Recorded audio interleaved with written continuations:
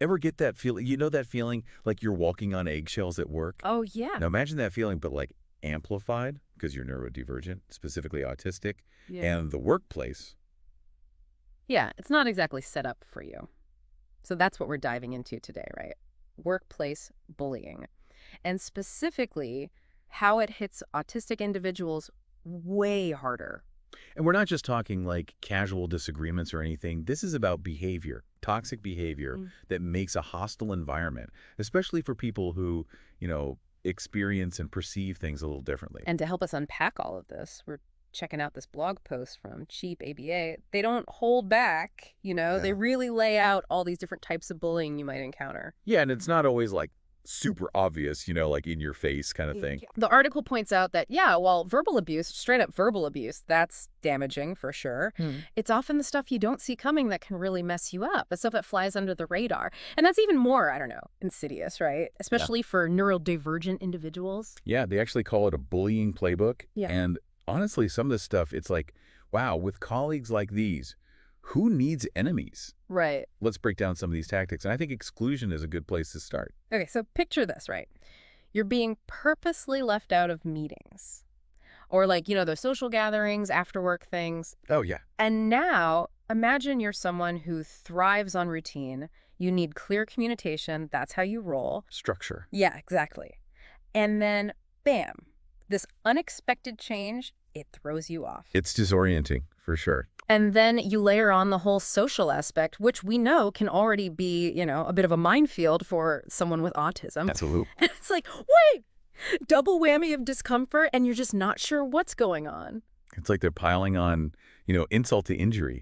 Like you're already working so hard to navigate a world that just doesn't seem to get you. And then boom, you're actively excluded. It's got to be so hurtful. And it goes beyond just, feeling left out, right? I mean, you're being denied opportunity, important information, and that chance to build those, like, workplace connections. You know how important those are for your career, for just feeling like you're part of the team, belonging. Speaking of feeling attacked, the article then dives into micromanagement, which honestly, from what I know, seems like the total opposite of what someone on the spectrum might need to really thrive at work, 100%. Think about it. You crave predictability, you want things to be clear, your tasks laid out right, and you find this, like, comfort in routine. You know what you're doing. And then, boom, you've got someone looking over your shoulder every 2 seconds, analyzing every single thing you do. It's suffocating. It's totally invalidating your skills. It's like you're constantly under a microscope. Yeah, and, they try to play it off like, oh, I'm just trying to be helpful or, I'm detail-oriented. Right. When really they're just creating this really stifling, uncomfortable environment. Totally. The article also gets into this whole thing with spreading rumors and undermining someone's work, which is just, come on. Oh, it's toxic. The worst. And again, put yourself in the shoes of someone who maybe takes things literally, right? Or they miss those subtle social cues that everyone else seems to pick up on. They're stuck trying to figure out this web of whispers and half-truths, and it's got to be incredibly stressful and confusing. It's like they're planting these seeds of doubt and insecurity in a place that should be, lifting them up, supporting their talents. 100%. And this is where it's like understanding the unique experiences of neurodivergent individuals. It's not just like a nice to have, it's essential, right? Yeah. Because what one person might just brush off like a minor annoyance could be this huge source of anxiety and stress for someone else. It's true. So it's not just like recognizing these bullying tactics, right? Like we all know what bullying is. It's understanding how much worse they can be. Yeah. How differently they're experienced by someone on the autism spectrum. Exactly. And that understanding, like really getting it, that's a first step, right, towards creating a better workplace for everyone. But it can't stop there. And the good news is the article, it doesn't just point out the problem. They offer real strategies, advice specifically for autistic individuals who are dealing with this. I love that. It's about giving people tools, taking back their power. Yeah.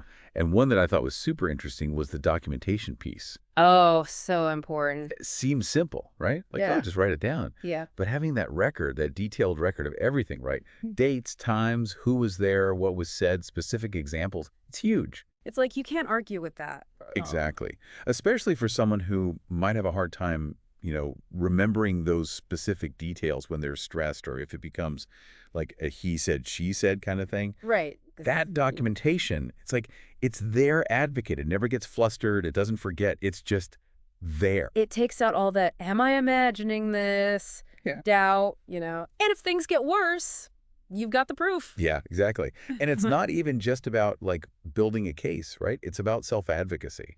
It's about standing up for yourself and saying, hey, I deserve to be treated with respect. I deserve to feel safe at work. And I love that the article also really emphasizes finding support. Oh, crucial. Because, I mean, let's be real. We all need support when things get Last rough. time, yeah. But especially when you're already dealing with, the complexities of being neurodivergent. Yeah, just having someone, a colleague, a friend, family, a therapist, doesn't matter. Someone you trust. Someone you trust, just to listen, to process those emotions with, to remind you, hey, what you're feeling, it's valid. Yes. And to help you figure out, okay, what do I do? How do I navigate this?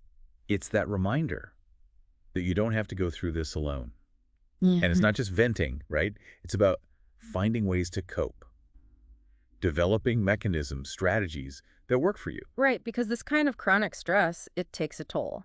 The article really gets into the importance of self-care for autistic individuals. Things like mindfulness, getting some exercise, finding joy in your hobbies, whatever it is, anything that helps you manage that stress, refills your tank, It's about reclaiming your well-being, even when it feels like everything's trying to take it from you.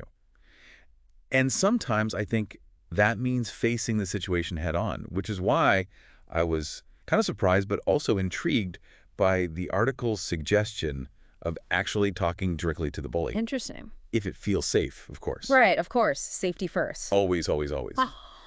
But the article, it does say there's this, maybe small, but still a chance that the person who's doing the bullying, they don't even realize what they're doing. It's true. They might be totally oblivious. They're so caught up in their own routines, their own way of seeing things, that it just doesn't click, that their behavior is actually really hurting someone else. Right, like it's just their normal. And they don't get that it's not normal for everyone and it's not okay. And the article really emphasizes it's about when you do communicate, right? It needs to be clear, very direct, about the behavior, not the person. Like, oh, that's so important. so instead of saying, like, you're always micromanaging me, which, can feel very accusatory. Right, and then they're on the defensive. Exactly. Yeah. And it just escalates the situation. Yeah. The article suggests saying something like, hey, I feel really uncomfortable when you're constantly checking on my progress. I can handle this. I've got it. Yes. I'm confident in my ability to manage my workload. There you go. Like own it. It's about setting those boundaries, but also like advocating for what you need in that moment. Totally. But, and this is huge, the article is very clear about this, if it doesn't feel safe at all, or if you've tried talking to the person and they're still, being a jerk, yeah, you got to loop in HR. Or someone in management. Absolutely. Mm-hmm. And that's when all that documentation, remembering to write everything down. Yes. Becomes your superpower. It's objective. It's right there, black and white, hard to argue with. It's like having, I don't know, like backup, Yeah. when you're navigating this tricky situation, that documentation, it's there for you. Totally. And it also, I think, highlights like how important it is to actually know what are your company's policies. Oh, for sure. What are your rights as an employee? Yeah. Because knowledge is power, right? If you know how your company handles bullying, discrimination, harassment, then you can advocate for yourself. 100%. And it also underlines this point that, like, this isn't just on you to deal with as an individual. Yeah. The company has a responsibility. Right. They have to create a workplace where everyone feels safe and respected. Totally. Yeah. And, it's easy to kind of get caught up in that, like, individual experience, right, of being bullied.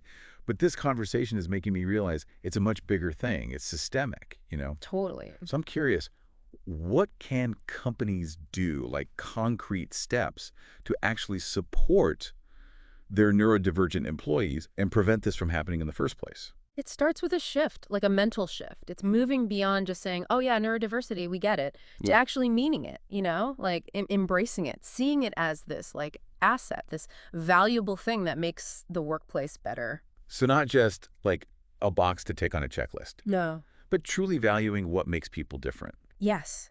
The unique perspectives, the talents that neurodivergent individuals, they bring so much to the table. 100%. And this shift, it starts with educating people. Training. Yes, training for all employees. Okay, so what does that look like? What needs to be included in that training?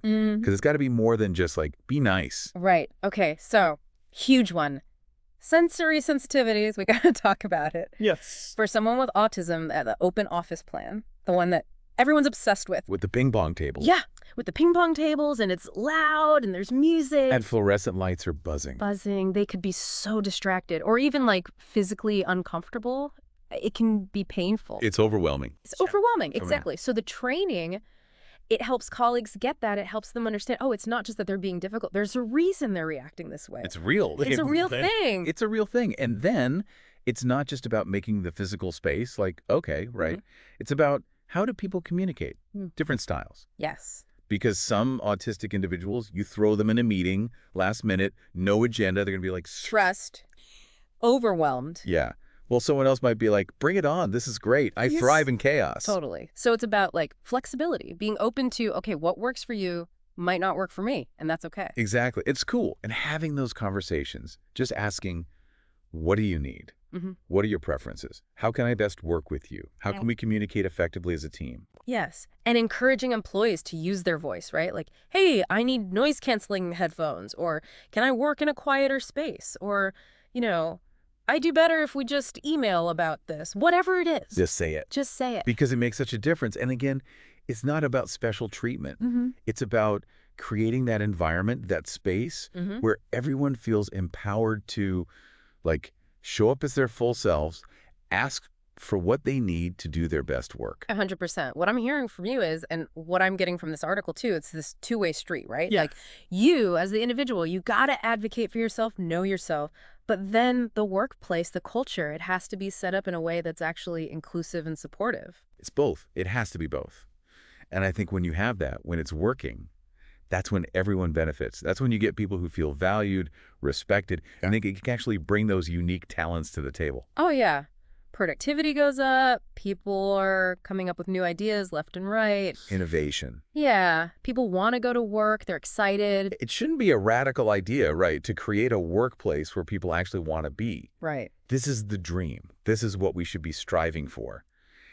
And this deep dive, I mean, we started in kind of a heavy place. You know, the reality of bullying, it's tough. It's real. But it's about hope, too. It's about creating a better future. It is. It's about, okay, we're aware of the problem. Now what are we going to do about it? What's the action plan? And the action starts with? Understanding. Boom. Yeah. Mic drop moment. Understanding how people experience the world. Getting it. And then understanding the challenge, not just like, oh, yeah, that must be hard, but really getting it. And then that aha moment of like, wait, creating a better workplace for everyone. It's not just the right thing to do, it's the smart thing to do. Yes. It's good for everyone. For the bottom line, for morale, for creativity. For everything. It's a win-win. Yeah. So anyone listening right now who's like feeling that weight, you know, of this conversation, just remember, you are not alone in this. Yeah.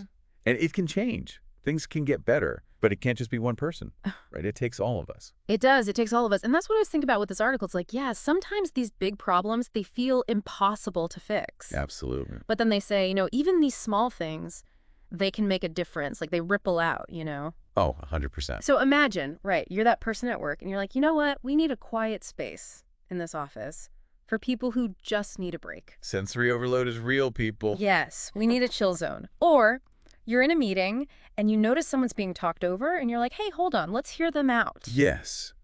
Use your voice. Exactly. And it's those little things, they seem small, but for that person in that moment. Could change their whole day. Exactly. Their career even. It's huge. And having those conversations, not being afraid to say, hey, this is important. Raising awareness, challenging those old ways of doing things. Maybe it's like, you suggest your company, they should do a workshop on neurodiversity. Oh, awesome idea. Or you just, you know, forward this deep dive, this conversation to a coworker. Hey, listen to this. It'll be great. I promise. Exactly. Because the more we know, the more we understand, we break down those walls, those stereotypes, and we create a workplace where it's cool to be different. Yes. It's about celebrating what makes each of us unique, not trying to fit everyone into the same mold. 100%. It's like moving from, okay, you can fit in here if you try really hard, to we want you here, you as you are. Yes, belonging. It's about belonging. Exactly. Okay, so As we wrap up this deep dive, it's been, A journey. it has, a little heavy at times, Real. We kept it real. but ultimately, I think, really hopeful. Oh, for sure. So, for our listeners, what's that one thing, that takeaway you want them to remember? Okay, so we talked about a lot. We covered a lot of ground. The good, the bad, the how-to, everything. But that one thing, it's this. Hope. It's an action. Ooh, I like that. It's not enough to just, like, cross your fingers and wish for a better workplace. Right. You got to make it happen. You have to be the change. Yes. You have to be the change. Love it. So to everyone listening, whether you're, dealing with this stuff right now, or you're like, how can I help? What can I do? Or you're like the big boss. Yeah. Take that step. Do something. Because those steps, even the little ones, they matter. They add up. And that's how we create a future where at work, everyone feels seen, heard, valued. 100%. For exactly who they are. No pretending, no masking, just being. Beautifully said. This has been quite the deep dive. It has. Until next time, everyone, remember, you have the power. Don't forget that.